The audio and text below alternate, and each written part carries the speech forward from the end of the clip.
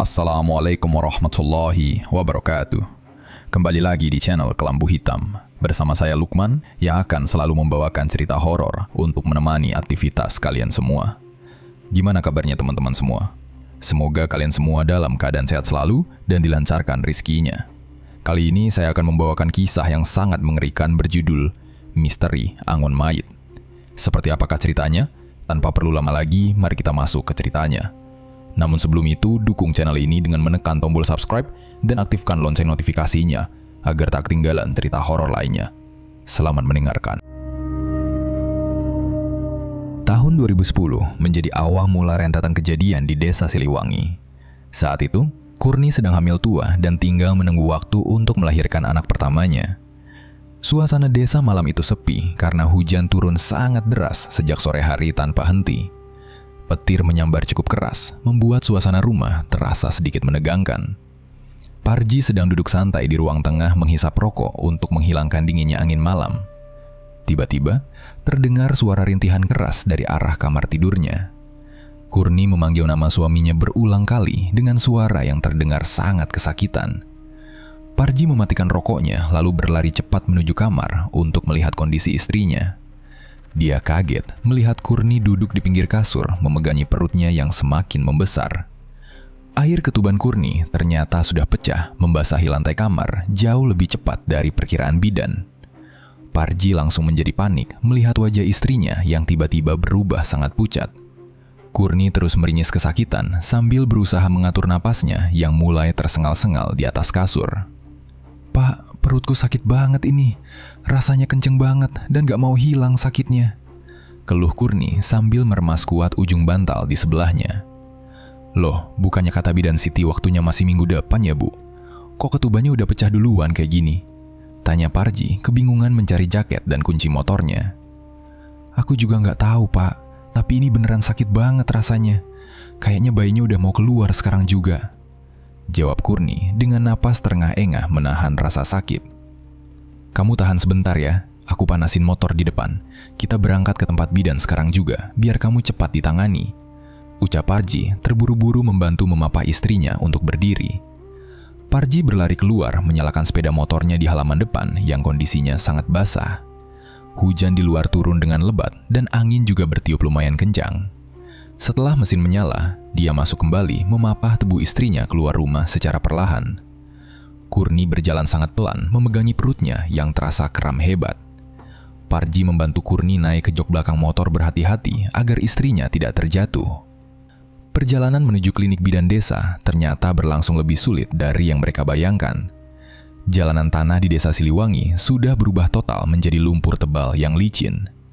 Kondisi luar juga gelap gulita karena banyak lampu jalan mati terkena air hujan. Genangan air menutupi lubang jalan sehingga Parji tidak bisa melihat jalanan di depannya dengan jelas. Parji terpaksa mengendarai motornya dengan pelan dan berhati-hati agar ban mereka tidak tergelincir masuk ke dalam lumpur. Di belakang punggungnya, Kurni berpegangan erat pada jaket suaminya untuk menahan guncangan motor di jalanan yang rusak parah itu. "Pak, pelan-pelan aja bawa motornya. Perutku makin kerasa sakit kalau ban motornya masuk ke lubang," kata Kurni setengah menangis menahan rasa sakit perutnya. "Iya Bu, ini jalannya udah pelan banget dari tadi. Gelap banget di depan, aku nggak bisa lihat jalanannya dengan jelas," balas Parji memegang stang motornya kuat-kuat mempertahankan keseimbangan. "Kliniknya masih jauh ya Pak, aku rasanya benar-benar udah nggak kuat lagi nahan sakitnya dari tadi," keluh Kurni menyandarkan kepalanya dengan lemas di punggung suaminya. "Sabar ya Bu, sebentar lagi kita pasti sampai di tempat bidan. Kamu jangan sampai tutup mata, ajak aku ngobrol terus biar sadar," pinta Parji mencoba menenangkan istrinya. Kondisi jalanan berlumpur itu membuat mereka akhirnya terlambat tiba di tempat bidan. Saat sampai di depan klinik, Parji memarkir motornya lalu memapah Kurni masuk ke dalam. Bidan Siti dan perawat desa terkejut melihat Kurni datang dengan pakaian yang basah kuyup. Kurni terlihat lemas karena dia kehabisan banyak tenaga saat menahan sakit di perjalanan. Mereka bergegas membawa Kurni ke ruang bersalin di bagian belakang bangunan klinik tersebut. Bidan Siti segera memeriksa keadaan Kurni malam itu dengan raut wajah yang berubah tegang.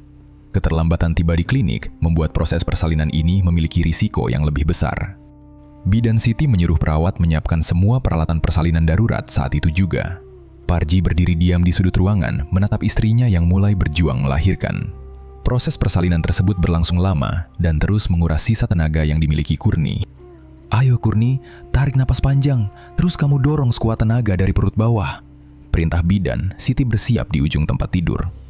"Udah nggak kuat Bu Bidan, badanku rasanya capek banget," keluh Kurni dengan suara pelan dan napas yang sering terputus-putus. "Ayo Bu, kamu pasti bisa ngelewatin ini demi anak kita. Aku ada di sini nemenin kamu terus," kata Parji mendekat mengusap dahi istrinya yang dipenuhi keringat dingin. Kurni mencoba mengejan sekuat tenaga mengikuti arahan dari bidan desa tersebut berulang kali. Tetapi tubuhnya sudah terlalu lemas untuk mendorong bayinya agar keluar dengan selamat. Berkali-kali mencoba, usahanya belum juga membuahkan hasil yang diharapkan semua orang di ruangan itu. Suasana ruang bersalin terasa semakin menegangkan dari menit ke menit karena bayi belum keluar. Setelah perjuangan yang memakan waktu cukup lama, bayi mereka akhirnya berhasil dikeluarkan dari rahim. Suasana ruangan tersebut mendadak berubah menjadi sunyi dan sepi tanpa ada suara sedikit pun. Tidak ada tangisan bayi yang biasanya memecah kesunyian ruangan saat persalinan sudah selesai. Bidan Siti membersihkan badan bayi tersebut dan menepuk punggungnya pelan beberapa kali. Tetapi bayi itu tetap diam, tidak bergerak, dan tidak memberikan respon sama sekali kepada bidan. Bayi mereka dipastikan meninggal dunia karena terlambat mendapatkan pertolongan medis. Parji menatap bidan Siti dengan tatapan kosong, melihat reaksi bidan yang hanya diam menunduk. Bidan Siti menunduk pasrah, lalu menggelengkan kepalanya perlahan ke arah Parji yang berdiri kaku. "Bayi kita mana, Pak? Kok dia nggak kedengeran nangis sama sekali?" tanya Kurni dengan suara serak mencari keberadaan bayinya. "Anak kita udah nggak ada, Bu," jawab Parji terisak pelan, tidak sanggup lagi menatap istrinya. Kurni yang menyadari bayinya tidak selamat langsung menangis keras dan tubuhnya terguncang menolak kenyataan. Tidak lama setelah kejadian menyedihkan itu, pendarahan hebat tiba-tiba terjadi pada diri Kurni. Darah keluar banyak dari tubuhnya dan tidak bisa dihentikan meskipun bidan sudah berusaha keras. Bidan Siti dan perawat mencoba berbagai cara medis darurat untuk menghentikan pendarahan fatal itu. Namun kondisi fisik Kurni terus merosot dengan cepat di atas tempat tidur persalinan. Napasnya berubah semakin pendek, dan denyut nadinya terus melemah secara perlahan. Tubuhnya berubah sangat dingin, dan matanya mulai menatap kosong ke arah plafon ruangan. Dalam hitungan menit saja, Kurni menghembuskan napas terakhirnya menyusul anak pertamanya. Parji berteriak memanggil nama istrinya berulang kali dengan suara lantang penuh rasa penyesalan. Dia menangis histeris di dalam ruang bersalin, meratapi nasib keluarganya yang hancur dalam semalam. Tubuhnya lemas, sampai dia jatuh terduduk di lantai ruangan karena benar-benar kehilangan harapan. Keesokan harinya, cuaca mendung menyelimuti langit desa Siliwangi sejak matahari terbit. Berita duka mengenai kematian Kurni dan bayinya menyebar sangat cepat ke telinga warga desa. Siang harinya, warga berkumpul mengantarkan jenazah Kurni beserta bayinya ke pemakaman. Mereka membawa 2 keranda jenazah itu dengan berjalan kaki menuju pemakaman umum desa. Sesampainya di lokasi, kedua jenazah tersebut diturunkan ke liang lahat dan dimakamkan secara berdampingan. Selama proses penguburan berlangsung, Parji hanya duduk diam melihat tumpukan tanah merah di depannya. Matanya membengkak karena dia tidak berhenti menangis sejak kejadian malam itu. "Udah Ji, mendingan kita pulang sekarang. Kamu harus mulai ikhlasin istrimu," kata seorang warga menarik bahu Parji pelan. "Nggak mau, aku mau tetap di sini aja nemenin Kurni," tolak Parji menepis tangan tetangganya. "Ayo pulang Ji, gak baik kamu diam di kuburan kayak begini," bujuk warga lain menarik paksa tubuh Parji menjauh dari makam.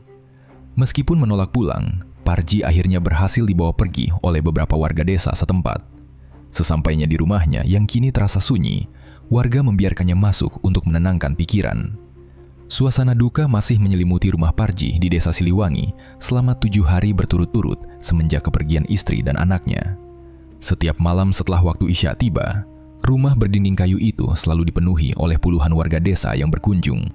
Mereka datang berkumpul untuk mengikuti acara tahlilan dan mendoakan almarhumah Kurni beserta bayinya. Suara lantunan doa menggema dengan khusyuk di ruang tamu hingga terdengar sampai ke jalanan depan rumah. Beberapa ibu-ibu tetangga juga selalu datang sejak sore hari untuk membantu memasak dan menyiapkan hidangan bagi para tamu yang hadir. Meskipun banyak warga yang berusaha memberikan dukungan kepadanya, Parji justru lebih banyak diam dan menyendiri.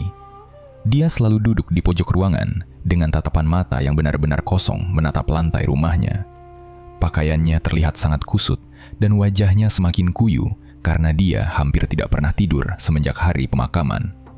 Beberapa tetangga terdekat mencoba mengajak Parji mengobrol, sekedar untuk mengalihkan pikirannya yang sedang hancur. "Ji, kamu harus makan dulu ya malam ini. Badannya kelihatan makin kurus loh dari hari pertama," kata seorang tetangga sambil metaruh piring berisi nasi dan lauk di depannya. "Iya Ji, kamu nggak boleh terus-terusan diam begini. Kasihan Kurni di sana kalau kamu sedih terus," sahut warga lain yang duduk bersila tidak jauh dari posisinya. "Makasih banyak ya Pak, Bu. Nanti pasti saya makan. Sekarang perut saya beneran belum kerasa lapar," jawab Parji dengan suara pelan tanpa menyentuh piring makanan itu sama sekali. Warga desa hanya bisa saling berpandangan dan menghela napas panjang melihat kondisi Parji yang memprihatinkan.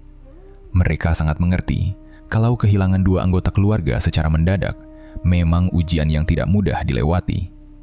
Parji hanya ikut mengangkat kedua tangannya saat doa dibacakan secara bersama-sama. Namun, pikirannya melayang jauh entah kemana. Di dalam kepalanya, dia masih sering mendengar suara rintihan kesakitan istrinya pada malam badai yang merenggut nyawa keluarganya itu. Rasa bersalah yang bersarang di dadanya perlahan-lahan membuat tingkah laku Parji mulai berubah secara tidak wajar. Setiap malam setelah acara tahlilan selesai dan semua warga sudah pulang ke rumah, Parji tidak pernah beristirahat. Dia memilih keluar rumah secara diam-diam lewat pintu belakang agar tidak ketahuan oleh tetangganya. Parji berjalan kaki sendirian, menembus gelapnya malam menuju lokasi pemakaman umum yang terletak di bagian ujung desa. Sesampainya di area pemakaman tersebut, dia langsung duduk bersimpuh di samping makam Kurni yang tanahnya masih terlihat basah. Parji menangis sendirian di tengah dinginnya udara malam yang menembus jaketnya. Tangannya terus mengusap nisan kayu milik istrinya sambil mengucapkan berbagai permohonan yang mustahil untuk dikabulkan. "Kurni, kamu pulang ya sekarang. Aku sendirian di rumah, bingung harus ngapain lagi tanpa kalian," ucap Parji menangis terseduh meratapi kuburan di depannya. "Anak kita juga tolong bawa pulang ke rumah, Bu. Masa kalian berdua tega ninggalin aku sendirian di sini?" Lanjutnya, mengeluh memohon kepada gundukan makam istrinya. Kebiasaan Parji ini perlahan mulai diketahui oleh beberapa warga desa yang sedang mendapat jadwal ronda malam. Mereka merasa khawatir melihat kondisi kejiwaan Parji yang semakin hari terlihat semakin memburuk. Ada warga yang berniat menegurnya secara langsung ke pemakaman, tetapi warga lain melarang karena menganggap hal itu masih sangat wajar. "Biarin aja dulu, wajar kalau dia masih syok berat. Namanya juga baru kehilangan istri sama anak pertama secara barengan," ucap seorang bapak saat mengobrol di pos ronda desa. "Tapi bahaya loh kalau dibiarin terus tiap malam. Lama-lama pikirannya bisa jadi nggak waras karena terlalu sedih mikirin istrinya," balas temannya dengan nada suara yang khawatir. Warga desa akhirnya bersepakat untuk membiarkan Parji meluapkan kesedihannya dengan caranya sendiri sampai acara peringatan hari ke-7 selesai sepenuhnya. Waktu pun terus berlalu hingga akhirnya tiba di malam ke-7 setelah hari kepergian Kurni. Acara tahlilan penutup malam itu berjalan lancar dan dihadiri warga desa jauh lebih banyak dari hari sebelumnya. Menjelang tengah malam, acara doa bersama akhirnya selesai dan satu persatu warga mulai berpamitan pulang. Rumah Parji kembali menjadi sangat sepi, menyisakan beberapa tikar anyaman yang belum digulung di ruang tamu. Dari suasana rumah Parji yang sunyi, kejadian beralih ke rumah salah satu tetangganya yang bernama Sony. Rumah Sony ini hanya berjarak beberapa meter dan terletak tepat di sebelah kiri rumah Parji. Malam itu, Sony baru saja selesai membantu ibu-ibu merapikan piring kotor di rumah Parji, lalu pulang ke rumahnya. Udara malam terasa jauh lebih dingin dari biasanya dan membuat bulu kuduk Sony sedikit merinding. Sony berdiri di teras rumahnya bersiap mengunci pintu depan agar dia bisa segera tidur beristirahat. Saat dia mendorong daun pintu, sudut matanya tidak sengaja menangkap pergerakan aneh di halaman luar.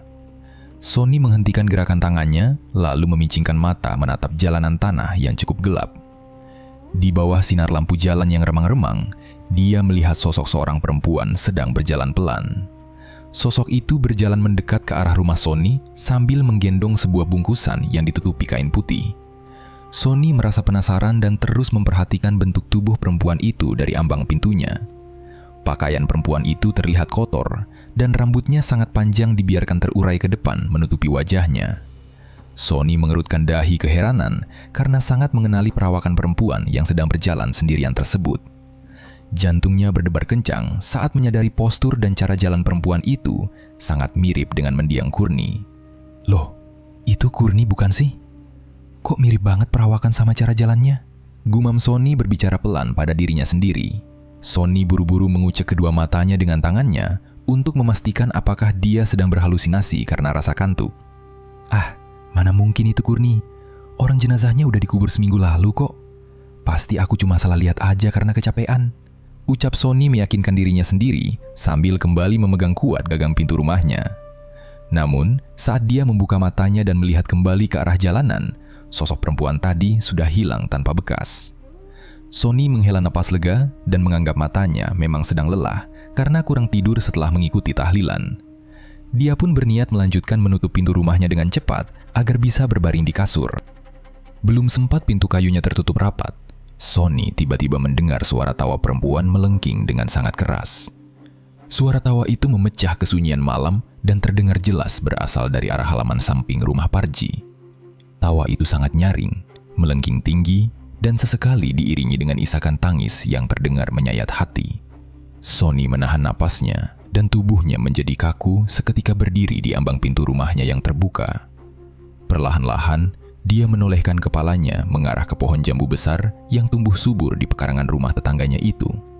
Di atas pohon itulah, Sony melihat pemandangan menyeramkan yang akan membuat dirinya trauma berkepanjangan. Sony melihat Courtney sedang duduk bertengger santai di salah satu cabang pohon jambu yang paling besar. Courtney tidak lagi berwujud manusia biasa, melainkan sudah berubah menjadi sosok kuntilanak yang sangat mengerikan. Kulit wajahnya sangat pucat pasi, benar-benar menyerupai kondisi mayat. Rambutnya tergerai panjang menutupi sebagian punggung dan menjuntai berantakan turun ke arah dahan pohon. Kedua mata Courtney terbuka sangat lebar, menatap tajam ke arah kegelapan desa dengan tatapan kosong. Di kedua tangannya, kuntilanak Courtney sedang menggendong erat bayinya yang terbungkus rapat dengan kain putih. Sosok itu terus mengeluarkan tangisan menyedihkan, lalu dalam hitungan detik berubah menjadi tawa keras yang menggema di malam hari. Melihat sosok itu secara langsung, kedua kaki Sony terasa lemas seperti kehilangan tenaganya. Napasnya tercekat di tenggorokan, sehingga dia tidak bisa berteriak sama sekali untuk meminta pertolongan warga lain. Dia sangat ketakutan melihat tetangganya yang sudah meninggal kini kembali menampakkan wujudnya di atas pohon. Tanpa berpikir panjang lagi, Sony melangkah mundur dan membanting pintu rumahnya dengan sangat keras. Dia memutar kunci pintu berulang kali dengan kedua tangan yang bergetar hebat. Setelah pintunya terkunci aman, Sony berlari cepat masuk ke dalam kamar tidur tanpa menyalakan lampu kamarnya. Dia melompat ke atas kasurnya dan menutupi seluruh tubuh hingga kepalanya menggunakan selimut yang tebal. Di bawah selimut yang gelap itu, Sony meringkuk ketakutan sambil menutupi kedua telinganya dengan telapak tangan. Tubuhnya menggigil parah dan keringat dingin bercucuran membasahi pakaian yang digunakannya. Meskipun telinganya sudah tertutup rapat, tawa kuntilanak bercampur isak tangis dari luar rumah itu masih terus terdengar sayup-sayup menembus dinding kamarnya malam itu. Sony tidak berani memejamkan matanya sama sekali sampai matahari pagi akhirnya muncul menyinari desa. Seminggu kemudian, kehidupan di desa Siliwangi perlahan mulai kembali normal. Warga desa sudah beraktivitas seperti biasa pada pagi hingga sore hari. Mereka merasa lebih tenang karena tidak ada kejadian aneh apapun selama beberapa hari terakhir. Kabar baiknya lagi, warga melihat Parji sudah mulai keluar rumah untuk bekerja. Pagi itu, Parji terlihat sedang mencangkul tanah di sawah miliknya sendirian.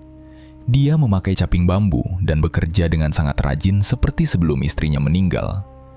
Beberapa warga desa yang lewat sering menyapanya dari pinggir jalan. Mereka merasa sangat bersyukur melihat perubahan sikap Parji yang terlihat lebih baik.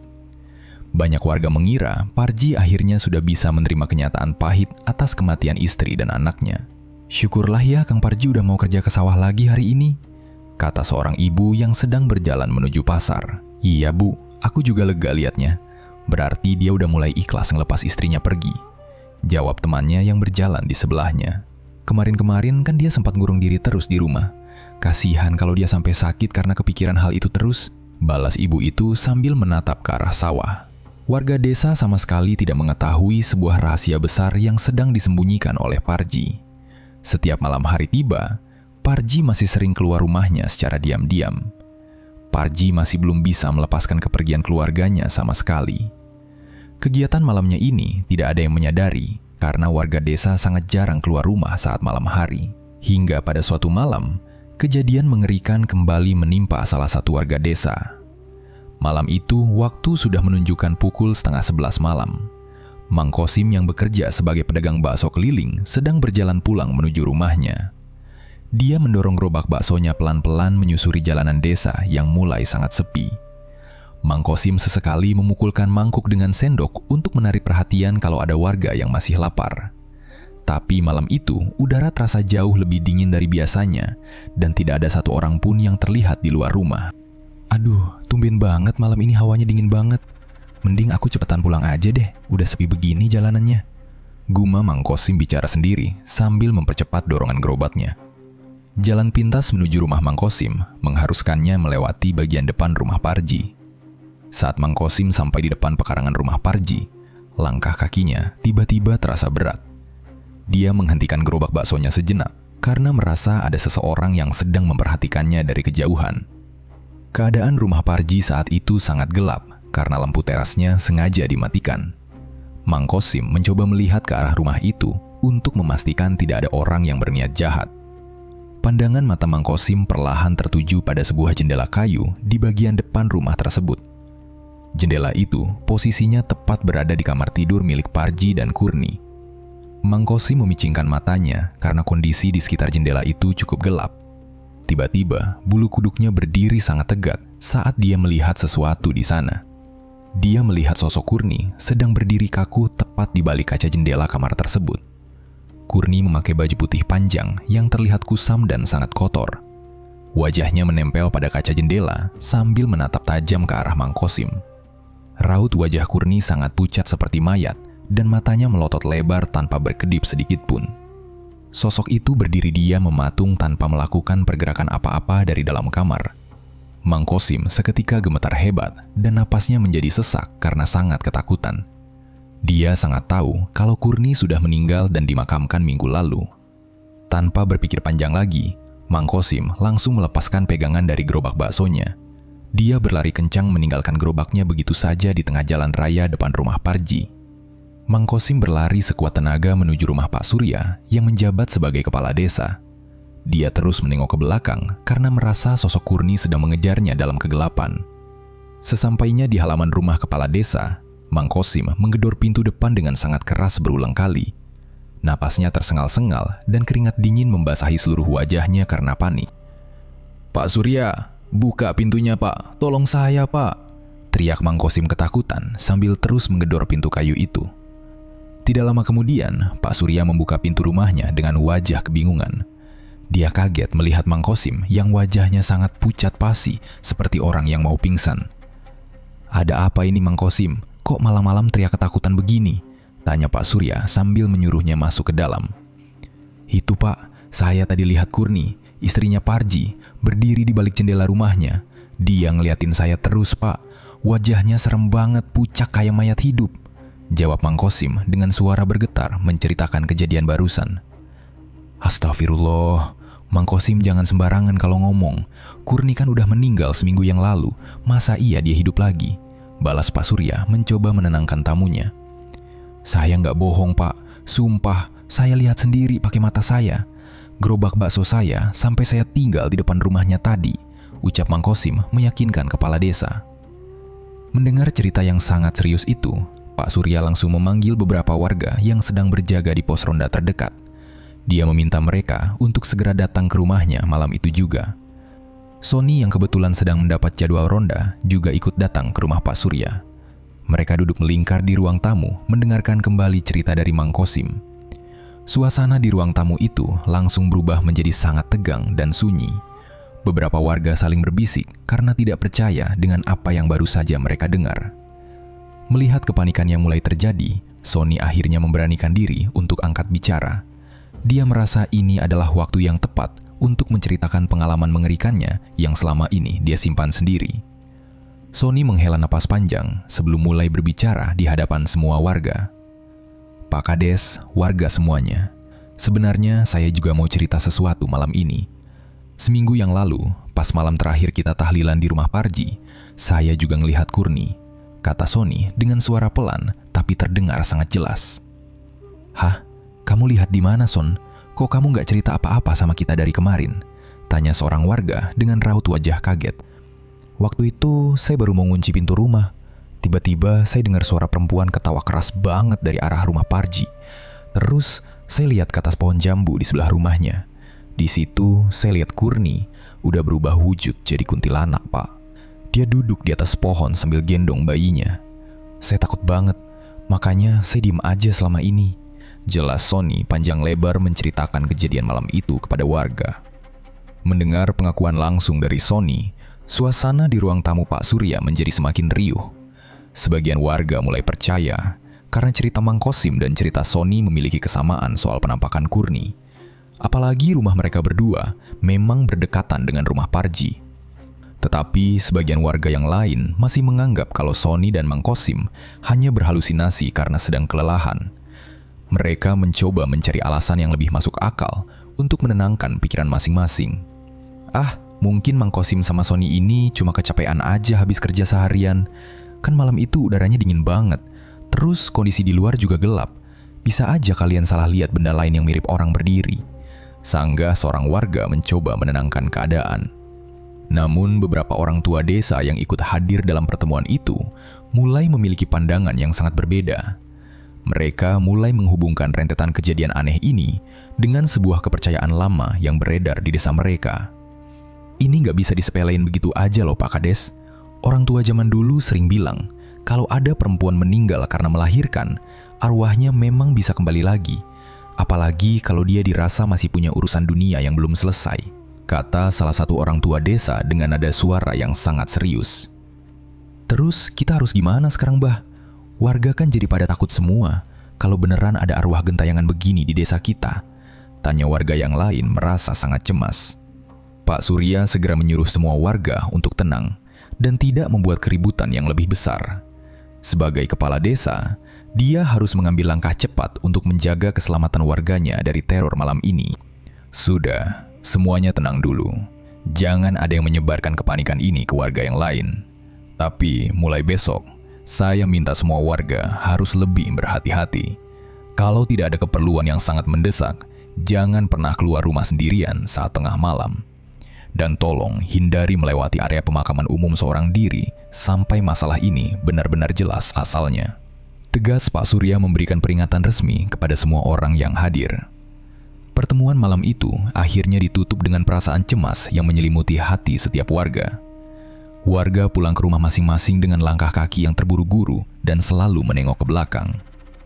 Beberapa malam berlalu, ketakutan warga desa Siliwangi sebenarnya mulai sedikit mereda. Namun, ketenangan itu ternyata tidak bertahan lama karena ada kejadian baru yang jauh lebih mengerikan. Malam itu, jarum jam sudah menunjukkan pukul 1 dini hari. Dua orang pemuda desa bernama Aji dan Marmo baru saja pulang dari rumah temannya di desa sebelah. Mereka berdua dalam keadaan mabuk berat setelah meminum banyak minuman keras. Aji mengendarai sepeda motor dengan kecepatan sedang, sementara Marmo duduk membonceng di belakangnya dengan mata setengah terpejam. Angin malam berhembus cukup kencang menembus jaket tipis yang mereka gunakan. Jalanan desa saat itu benar-benar kosong, tanpa ada satu orang pun yang lewat. Jalur pulang yang mereka lewati mengharuskan mereka berdua melintasi jalanan di depan pemakaman umum desa. Saat sepeda motor mereka perlahan mendekati area pemakaman tersebut, udara di sekitar mereka tiba-tiba berubah menjadi sangat dingin. Hawa dingin itu langsung terasa menusuk sampai ke tulang mereka.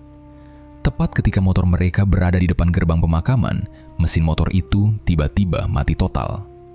Lampu depan motor juga ikut padam, seketika meninggalkan mereka dalam kegelapan malam yang peka. Waduh, kenapa nih motor tiba-tiba mati sendiri di tempat sepi begini? Keluh Aji sambil menekan tombol starter berulang kali, tapi tidak ada respon sama sekali. Nggak tahu, Ji, bensinnya habis kali.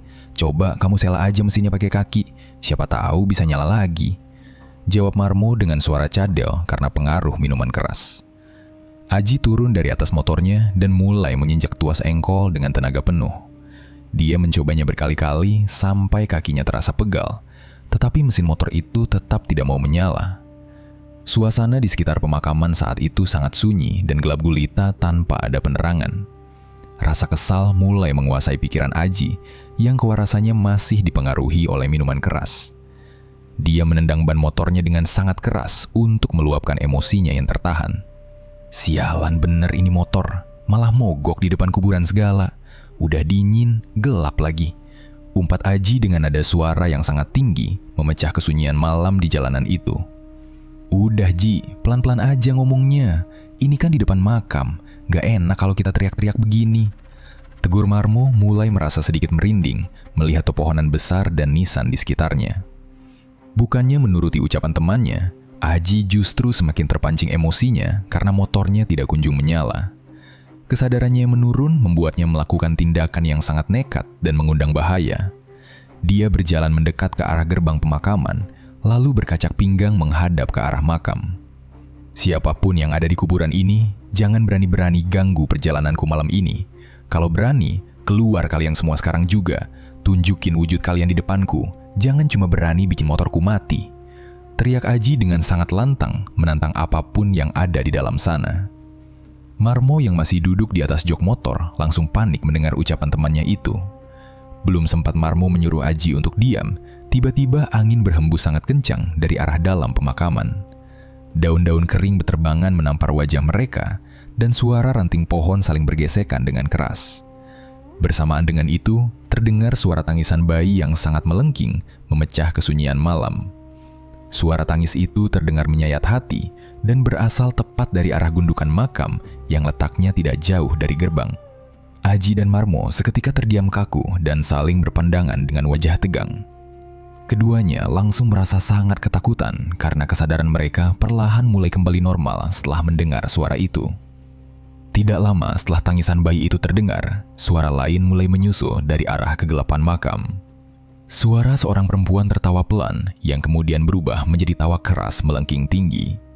Kabut putih yang sangat tebal tiba-tiba turun menyelimuti area pemakaman hingga menutupi jalanan tempat mereka berdiri. Suhu udara menurun drastis membuat napas mereka mengeluarkan asap putih saat bernapas. Dari antara deretan batu nisan di dalam sana, muncul sebuah bayangan yang perlahan bergerak maju mendekati arah jalan. Sosok Kurni dalam wujud kuntilanak yang mengerikan perlahan muncul menembus kabut putih tersebut.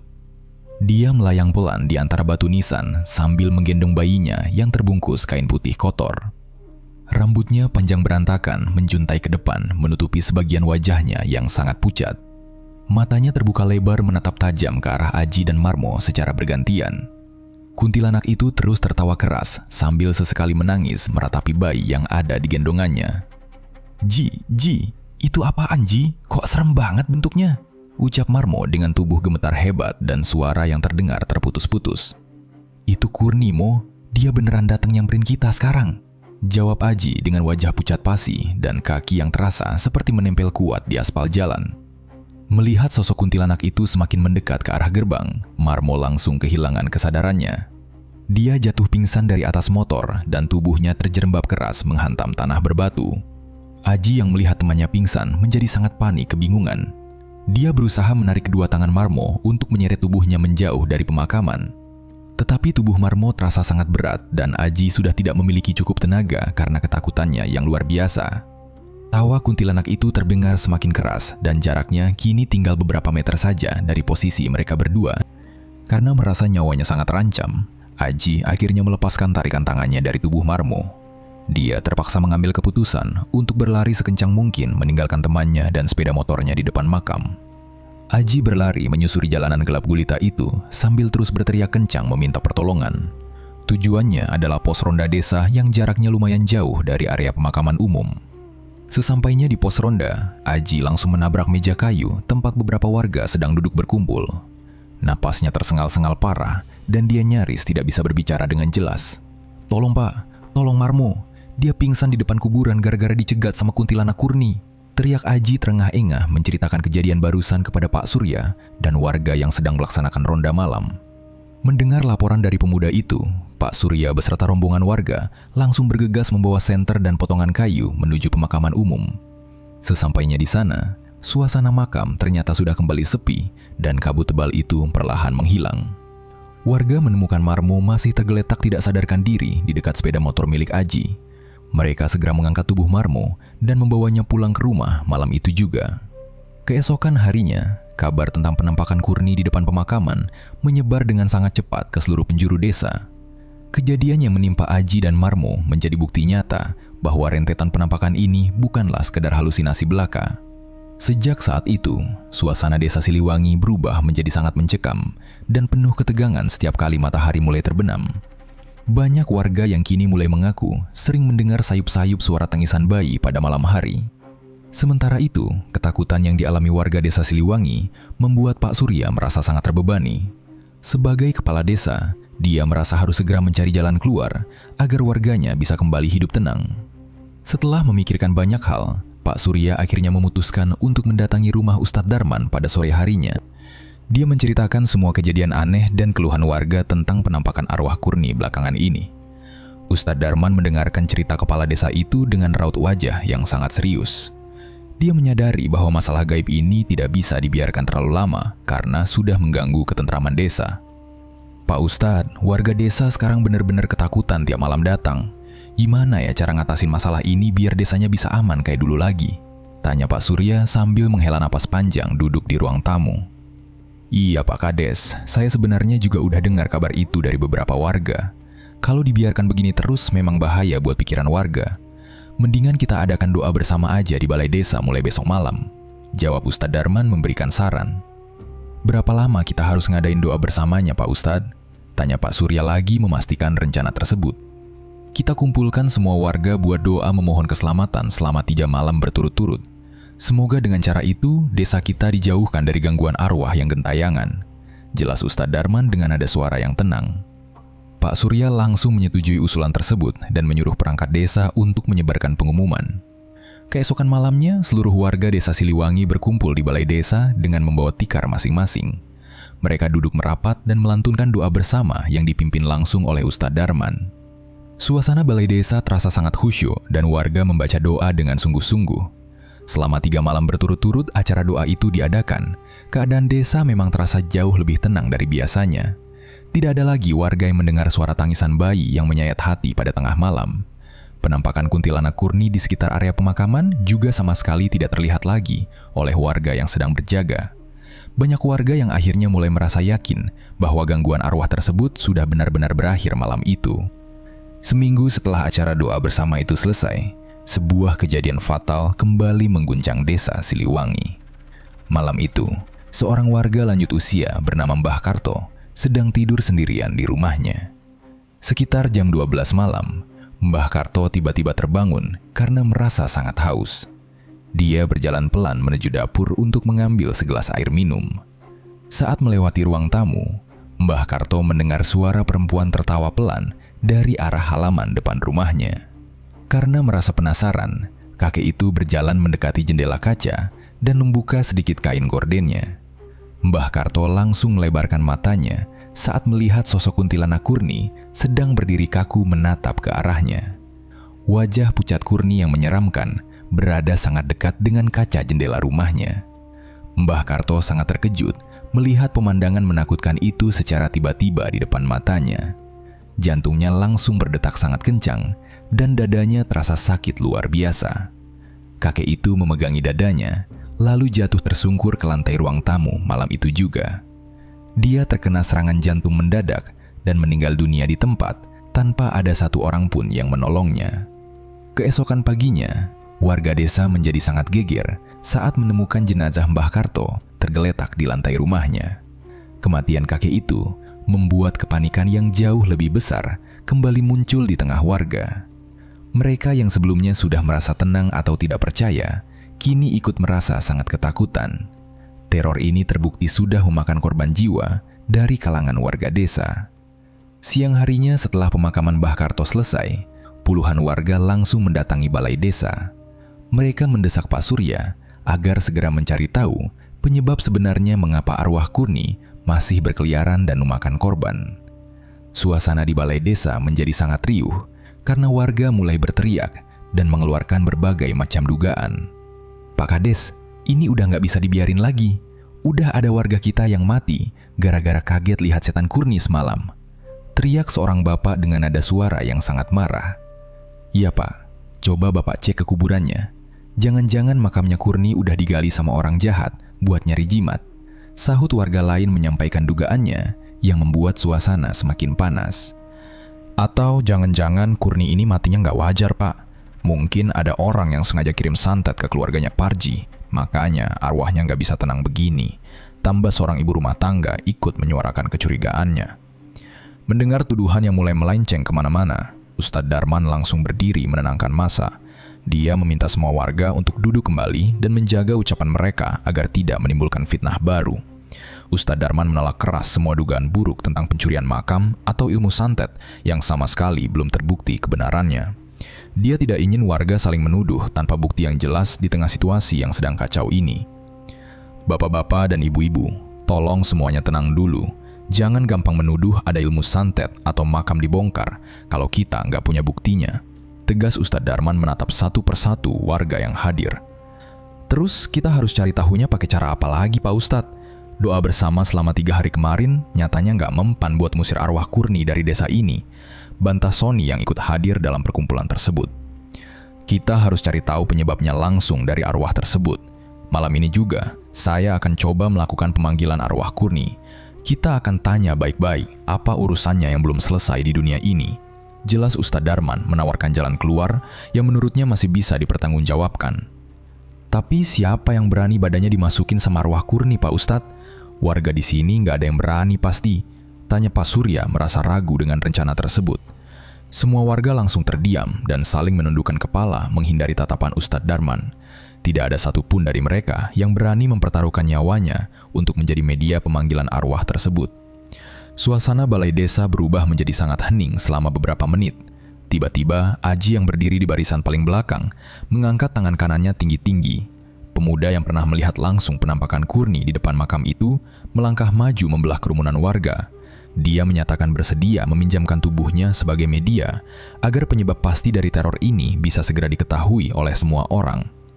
Keberanian Aji membuat warga sedikit bernapas lega meskipun rasa cemas masih menyelimuti pikiran mereka.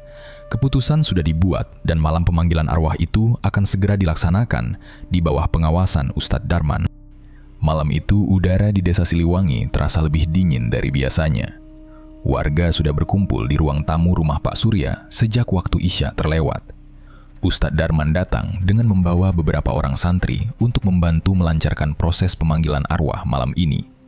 Di tengah ruangan yang beralaskan karpet tebal itu, Aji duduk bersila dengan wajah yang terlihat cukup tegang. Warga desa duduk melingkar mengelilingi Aji sambil terus membaca doa secara pelan-pelan di dalam hati mereka.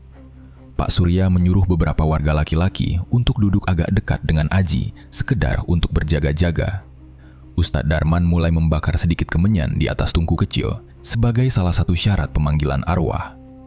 Asap putih tipis mulai mengepul pelan dan aromanya langsung memenuhi seluruh sudut ruang tamu kepala desa tersebut. Ustadz Darman duduk tenang tepat di hadapan Aji, lalu mulai membacakan rentetan doa dengan suara yang jelas. Setelah doa dibacakan cukup lama, perubahan aneh mulai terlihat jelas pada diri Aji. Tubuh pemuda itu tiba-tiba bergetar hebat sampai keringat dingin bercucuran banyak dari dahinya. Napas Aji perlahan berubah menjadi sangat berat dan terdengar mendengus seperti orang yang kelelahan berlari jauh. Kedua matanya perlahan menutup rapat, lalu kepalanya tertunduk lemas jatuh ke arah dadanya. Warga yang melihat kejadian itu langsung menahan napas dan suasana ruangan berubah menjadi sangat sunyi senyap. Tidak ada satupun orang yang berani bersuara karena takut akan mengganggu proses pemanggilan arwah tersebut. Tiba-tiba tubuh Aji kembali tegak ke atas dan kepalanya perlahan terangkat menatap lurus ke arah Ustadz Darman. Matanya kini terbuka sangat lebar, tetapi sorot matanya terlihat kosong dan sangat berbeda dari tatapan Aji yang biasanya. "Kamu siapa? Coba sebutkan namamu sekarang juga di depan kami semua," tanya Ustadz Darman dengan nada suara yang tegas sambil menatap mata Aji. Aji tidak langsung menjawab pertanyaan dari Ustadz tersebut. Mulutnya perlahan terbuka, lalu mengeluarkan suara tawa pelan yang terdengar sangat menyeramkan. Suara yang keluar dari mulut pemuda itu sama sekali bukan suara laki-laki lagi, melainkan suara perempuan yang agak serak. "Aku Kurni. Kenapa kalian berani panggil aku ke tempat ini?" jawab Aji menggunakan suara mendiang istri Parji tersebut. Mendengar suara Kurni keluar dari tubuh Aji, beberapa warga langsung merinding dan bergeser mundur karena ketakutan. "Kurni, tolong kasih tahu kami semua yang ada di sini. Kenapa kamu terus ganggu warga desa setiap malam? Apa urusanmu yang belum selesai di dunia ini?" tanya Ustadz Darman mencoba menggali informasi lebih dalam dari arwah tersebut. "Aku nggak bisa tenang, Pak Ustadz. Badanku sakit semua karena tempatku sekarang bukan di dalam tanah kuburan," jawab Kurni dengan nada suara yang terdengar sangat menyedihkan dan merintih pelan. Pengakuan Kurni dari dalam tubuh Aji itu membuat Pak Surya dan seluruh warga yang hadir saling berpandangan kebingungan. Mereka mulai saling berbisik karena tidak mengerti maksud dari ucapan arwah tersebut. "Maksudmu apa, Kur? Warga desa ini udah nguburin jasadmu sama bayimu 3 mingguan yang lalu di pemakaman umum. Makamu jelas-jelas ada di sana," sanggah Pak Surya ikut berbicara dari tempat duduknya dengan wajah bingung.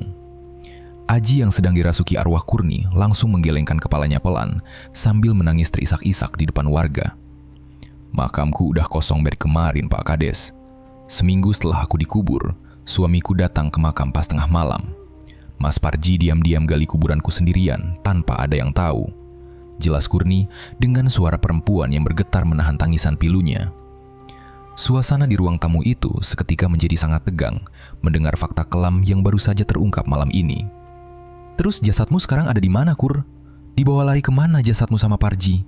tanya Ustadz Darman mendesak arwah itu untuk jujur kepada warga. "Mas Parji bawa pulang jasadku sama anakku ke rumah. Tiap malam dia peluk jasad kami berdua. Diajak ngobrol terus. Diajak tidur bareng di atas kasur kamarnya. Dia nggak mau terima kalau kami berdua udah mati, Pak. Selama jasadku nggak dikembaliin ke dalam makam, aku bakal terus keliling di desa ini," jawab Kurni mengakhiri ceritanya lewat perantara tubuh Aji. Setelah membongkar rahasia besar Parji itu, tubuh Aji tiba-tiba menjadi sangat lemas lalu jatuh pingsan di atas karpet. Arwah Kurni sudah keluar sepenuhnya dari tubuhnya, meninggalkan rasa kaget yang luar biasa di hati semua warga.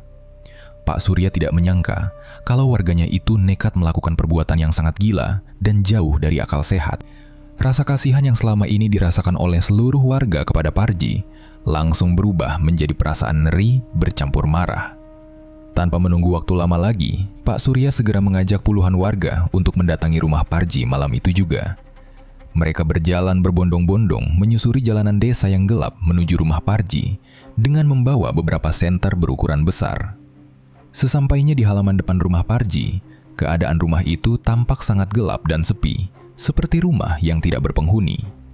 Pak Surya melangkah maju ke area teras, lalu mengetuk pintu kayu depan rumah Parji dengan kepalan tangan yang cukup keras. "Parji, buka pintunya sekarang juga. Ini saya, Pak Kades, sama warga desa mau masuk ke dalam," teriak Pak Surya memanggil nama warganya berulang kali.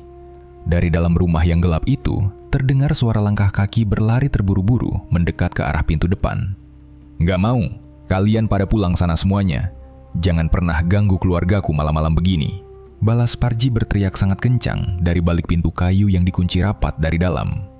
"Buka pintunya, Ji. Kami semua udah tahu apa yang kamu sembunyiin di dalam rumahmu ini. Jangan macam-macam kamu, buka sekarang," gertak Sony ikut berteriak dari halaman rumah dengan penuh rasa kesal.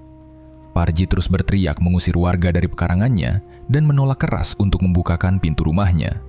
Karena sangat khawatir pengakuan arwah Kurni itu benar adanya, Pak Surya akhirnya memberikan perintah tegas kepada warganya. Beberapa warga laki-laki berbadan besar langsung mendobrak pintu depan rumah itu secara bersama-sama. 3 kali hantaman keras ke arah pintu akhirnya membuat engsel pintu kayu itu jebol dan rusak parah terbuka ke dalam. Warga langsung berhamburan masuk ke dalam rumah yang terasa sangat pengap dan gelap gulita tersebut. Saat pintu depan berhasil terbuka lebar, bau busuk yang sangat menyengat langsung menusuk hidung semua orang yang masuk. Bau tidak sedap itu terasa sangat kuat berasal dari arah kamar tidur Parji yang posisinya berada di bagian tengah rumah. Warga berjalan perlahan menutupi hidung mereka dan menyorotkan cahaya senter ke bagian dalam kamar tersebut. Pemandangan di dalam kamar tidur itu seketika membuat beberapa warga merasa mual dan tidak sanggup menatapnya berlama-lama. Di atas tempat tidur, mereka menemukan jasad Kurni dan bayinya yang sudah mulai membusuk parah dikerumuni banyak lalat. Parji terlihat sedang duduk di pinggir kasur memeluk erat jasad istrinya yang mulai hancur itu dengan pakaian kotornya. Wajah Parji berlumuran air mata melihat banyak warga yang datang ke kamarnya untuk memisahkan dirinya lagi. Parji menangis sangat histeris sambil memeluk jasad Kurni kuat-kuat dengan kedua tangannya yang terus bergetar. Dia memohon-mohon kepada Pak Surya dan warga agar tidak merebut dan memisahkan dirinya lagi dari istri dan anaknya. Pak Surya dan beberapa warga melangkah pelan mendekati kasur mencoba membujuk Parji. Mereka ingin Parji mau melepaskan pelukannya dari jasad Kurni yang sudah sangat rusak itu. Parji terus mendekap erat istrinya sambil menangis terseduh-seduh menyembunyikan wajahnya di balik kain. "Jangan ambil istriku, Kurni sama anakku mau tidur di sini aja nemenin aku," teriak Parji sambil menarik kain pembungkus jasad istrinya dengan sangat kuat. "Sadar Ji, Kurni sama bayimu udah meninggal. Kasihan jasad mereka kalau kamu simpan terus di dalam kamar begini," bujuk Pak Surya mencoba menarik tangan Parji pelan-pelan agar mau menurut. "Nggak mau, kalian semua jahat banget sama aku. Kalian cuma mau misahin aku lagi dari istri dan anakku," balas Parji meronta-ronta menepis tangan kepala desa itu dengan kasar. Karena Parji terus melawan dengan keras, beberapa warga laki-laki terpaksa bertindak lebih tegas. Mereka memegangi kedua tangan dan bahu Parji agar badannya menjauh dari atas kasur. Parji melawan sekuat tenaga sambil terus menangis memanggil nama istrinya yang akan segera dibawa pergi. Warga lain bergerak dengan cepat membungkus kembali jasad Kurni dan bayinya menggunakan kain bersih yang baru. Mereka segera mengangkat kedua jasad yang sudah membusuk itu keluar rumah untuk dimasukkan ke dalam keranda. Parji yang terus ditahan oleh warga berusaha mengejar keranda jenazah tersebut. Kakinya sampai terseret di lantai rumah karena dia tidak mau melepaskan pandangannya dari istrinya sedikit pun. Rombongan warga berjalan cepat menyusuri jalanan malam yang gelap menuju area pemakaman umum desa. Bau menyengat masih tercium kuat sepanjang perjalanan, tapi mereka tidak mempedulikannya sama sekali. Sesampainya di pemakaman, Ustadz Darman sudah berdiri bersiap untuk memimpin proses pemakaman ulang tersebut. Penguburan kali ini dilakukan dengan urutan agama yang benar dan dilakukan secara hati-hati. Hal ini dilakukan agar arwah Kurni bisa benar-benar tenang dan tidak berubah menjadi kuntilanak lagi di desa. Selama proses penguburan berlangsung, Parji terus menangis sambil berteriak di pinggir makam tanpa henti. "Kurni, jangan tinggalin aku lagi. Aku nggak bisa hidup sendirian terus di dalam rumah," panggil Parji dengan suara serak menatap tanah merah yang mulai menutupi jasad istrinya. Banyak warga yang ikut meneteskan air mata karena merasa sangat sedih melihat kondisi Parji saat itu. Kehilangan istri dan anak secara bersamaan memang sangat berat untuk dialami oleh laki-laki tersebut. Tetapi warga desa sangat yakin kalau memakamkan jasad ini adalah satu-satunya cara yang paling tepat. Setelah proses pemakaman selesai menjelang pagi, warga sepakat untuk tidak membiarkan Parji pulang ke rumahnya sendiri. Pak Surya meminta tolong kepada Sony agar Parji diizinkan menginap di rumahnya untuk sementara waktu agar ada yang menjaga. Parji akhirnya dibawa menuju rumah Sony agar dia tidak merasa sendirian lagi setiap malam. Beberapa hari pertama tinggal di rumah Sony, kelakuan Parji terlihat sangat pendiam. Dia hanya duduk mematung di sudut kamar tamu dan sama sekali tidak mau menyentuh makanan atau minuman. Matanya terus menatap lurus ke arah tembok kosong, seperti orang yang sedang kebingungan berat. Istri Sony sering mencoba membujuknya makan, tapi Parji sama sekali tidak pernah menjawab ucapan wanita itu. "Dimakan dulu nasinya, Ji. Dari kemarin perutmu belum kemasukan makanan sama sekali loh," bujuk istri Sony sambil menaruh piring berisi nasi tepat di depan tempat duduk Parji. Parji hanya diam mematung tanpa menoleh sedikit pun ke arah piring makanan tersebut. Namun keadaan diam dan tenang itu ternyata tidak bertahan lama di rumah Sony. Tingkah laku Parji perlahan mulai berubah menjadi aneh dan membuat keluarga Sony merasa sangat tidak tenang. Pada hari keempat, Sony melihat Parji sedang berbicara sendiri di dalam kamarnya dengan suara pelan. Parji tersenyum bahagia dan memanggil nama Kurni seolah-olah istrinya itu sedang duduk menemaninya di sana. Parji juga mengambil sebuah bantal dari atas kasur lalu menggendongnya dengan sangat hati-hati. Dia mengayunkan bantal itu perlahan sambil menyanyikan lagu Nina Bobo layaknya sedang menidurkan seorang bayi sungguhan. "Anak bapak pinter banget ya, nggak rewel dari tadi. Tidur yang nyenyak ya nak, bapak selalu ada di sini," ucap Parji mengusap-usap bantal itu sambil tersenyum bahagia sendirian di dalam kamar. Sony yang mengintip kejadian itu dari celah pintu merasa sangat ketakutan dan bingung. Dia mulai sadar kalau pikiran tetangganya itu perlahan-lahan sudah mulai tidak normal akibat tekanan batin. Puncak dari rusaknya pikiran Parji terjadi pada suatu pagi hari di akhir pekan. Sony baru saja bangun tidur dan mencari keberadaan Parji di dalam rumah, tetapi dia tidak menemukannya di kamar. Saat Sony membuka pintu depan rumah, dia melihat sebuah kejadian yang membuat hatinya sangat kaget dan sedih. Parji sedang duduk jongkok di tengah halaman rumah Sony dengan pakaian kotor yang penuh debu dan tanah basah. Parji terlihat sedang mencabuti rumput liar yang tumbuh di halaman rumah itu menggunakan kedua tangannya secara kasar. Parji kemudian mulai memasukkan rumput-rumput kotor itu ke dalam mulutnya sendiri. Dia mengunyah rumput bercampur tanah itu dengan sangat lahap, layaknya sedang memakan nasi lauk yang enak. Sambil terus memakan rumput liar itu, Parji tertawa sangat keras, lalu tiba-tiba menangis terseduh-seduh secara bergantian tanpa alasan. "Kurni, lihat nih, masakannya enak banget. Sini cepat, makan bareng sama aku, Bu," teriak Parji sambil terus mengunyah tanah dan rumput di dalam mulutnya. Sony langsung berlari mendekat dengan panik dan menahan kedua tangan Parji agar tidak terus memakan kotoran dari tanah. Beberapa warga desa yang kebetulan lewat di jalan depan rumah juga ikut berhenti karena mendengar suara teriakan Parji. Mereka semua akhirnya menyadari kenyataan buruk yang sedang menimpa laki-laki malang tersebut. Rasa sedih karena kehilangan keluarga nyatanya telah merusak pikiran Parji seutuhnya sampai tidak tersisa. Pikiran laki-laki itu sudah menjadi gila dan tidak bisa membedakan mana kenyataan dan hayalan lagi. Hari berjalan dengan lambat. Malam hari di desa kini hanya diisi oleh suara jangkrik dan hembusan angin malam yang normal seperti biasanya. Warga desa akhirnya mulai berani kembali melewati jalanan di dekat pemakaman umum meskipun hari sudah sangat gelap. Pos ronda desa perlahan kembali ramai oleh para pria yang berkumpul untuk berjaga dan mengobrol bersama. Kehidupan seluruh penduduk desa secara perlahan sudah kembali berjalan normal tanpa ada ketakutan yang mengintai dari balik kegelapan. Sementara kehidupan warga mulai membaik, kondisi yang sangat berbeda justru dialami oleh Parji setiap harinya. Keadaan laki-laki malang itu perlahan semakin memburuk meskipun dia terus dirawat dengan sabar oleh keluarga Sony. Parji sudah tidak pernah benar-benar sadar dengan keadaan sekitarnya atau mengenali wajah tetangga yang mengajaknya bicara. Setiap hari, dia hanya duduk menyendiri di pojok kamar sambil terus mengigau memanggil nama Kurni dan bayinya. Terkadang dia tertawa bahagia sendirian menatap dinding, tapi beberapa menit kemudian dia bisa menangis histeris sampai suaranya habis.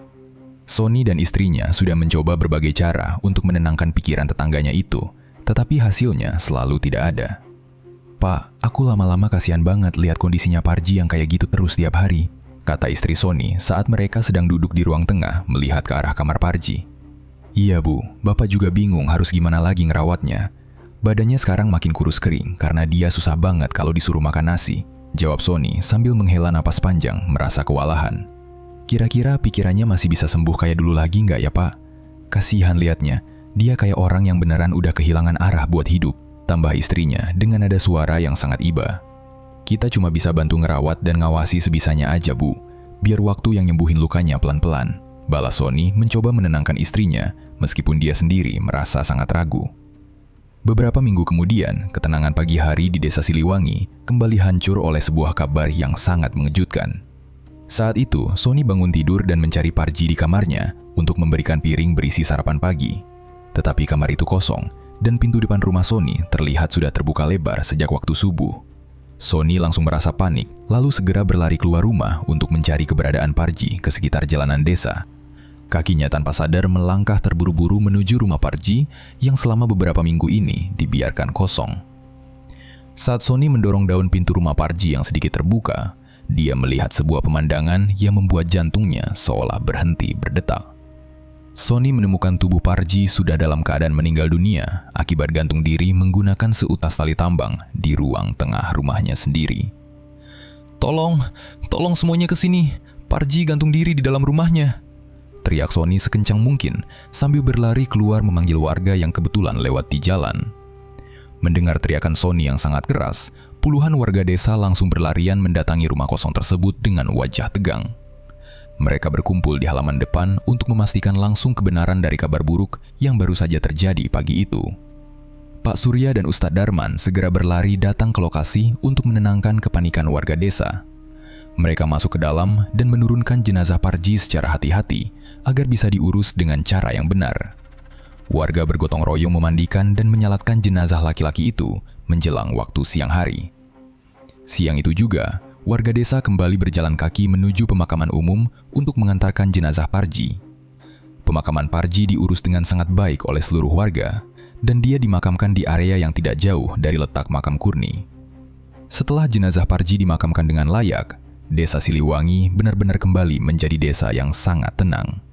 Tidak ada lagi gangguan arwah gentayangan atau rentetan kejadian aneh yang pernah mengancam nyawa warga desa. Kurni, bayinya, dan Parji kini telah berada di tempat peristirahatan mereka masing-masing di bawah tanah makam. Rangkaian peristiwa tragis ini menjadi cerita yang terus diingat oleh seluruh penduduk desa sampai kapanpun. Kejadian nyata ini menjadi bukti buruk dari seorang suami yang tidak sanggup menerima kenyataan atas kematian istri dan anaknya. Penolakan yang sangat kuat itu pada akhirnya justru menghancurkan kewarasannya sendiri dan menyebarkan teror menakutkan bagi orang lain. Meski desa sudah aman sepenuhnya, rasa ngeri tetap menempel dengan kuat di ingatan warga Siliwangi. Rumah kayu milik Parji yang menjadi tempat terjadinya hal-hal gila itu kini dibiarkan kosong dan mulai rapuh, menyisakan sebuah keheningan panjang yang selalu berhasil membuat warga merinding dan mempercepat langkah kaki mereka setiap kali melewati rumah tersebut di malam hari. Cerita pun berakhir. Terima kasih buat teman-teman yang udah menyimak cerita ini sampai akhir. Buat teman-teman yang baru bergabung, jangan lupa untuk subscribe dan aktifkan lonceng notifikasinya. Nantikan cerita horor terbaru dari Kelambu Hitam. Saya Lukman, mohon pamit undur diri. Wassalamualaikum warahmatullahi wabarakatuh.